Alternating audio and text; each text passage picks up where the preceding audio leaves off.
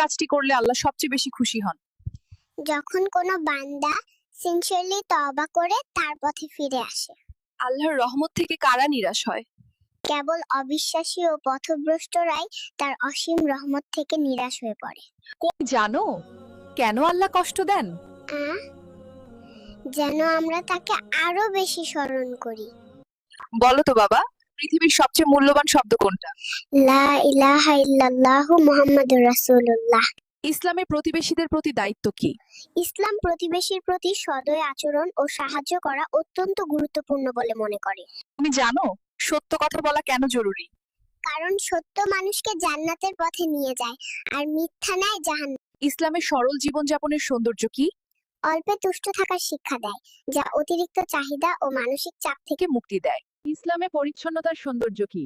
দৈহিক ও আত্মিক পবিত্রতা মনে সতেজতা আনে এবং ইবাদতে গভীর মনোযোগ। ইসলাম কি বলে প্রাণীদের নিয়ে? তাদেরও দয়া করতে বলে, কারণ তারাও সৃষ্টি। তুমি কি জানো আমাদের সৃষ্টিকর্তাকে? হ্যাঁ, আমাদের এবং এই পৃথিবীর সৃষ্টিকর্তা হলেন মহান আল্লাহ তাআলা। কষ্টে ধৈর্য ধরলে কি হয়? আল্লাহ আমাদের এমন কিছু দেন যা আমরা ভাবতেও পারি না। মিথ্যা প্রতিশ্রুতি কেন হারাম? কারণ এতে বিশ্বাস নষ্ট হয় আর মন অন্ধকার হয়ে যায়। প্রকৃতিতে ইসলামের সৌন্দর্য কোথায়? প্রকৃতির প্রতিটি সৃষ্টি আল্লাহর সৌন্দর্য ও ক্ষমতার নিদর্শন, যা দেখে মন জুড়িয়ে যায়। আল্লাহর ভালোবাসা অন্তরে ধারণ করলে কি হয়?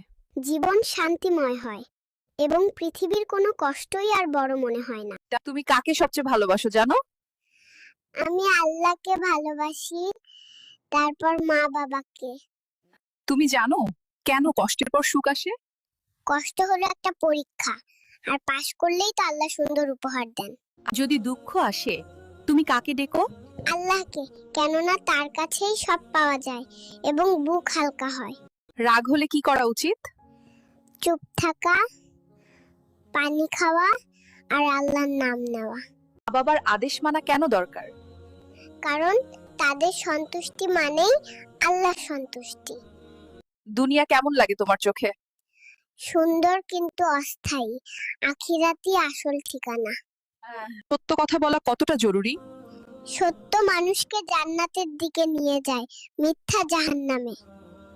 তুমি কি জানো আমাদের সৃষ্টিকর্তাকে?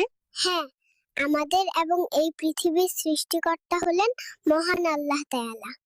দোয়া মানে কি তোমার কাছে? চুপচাপ মন খুলে আল্লাহর সাথে কথা বলা।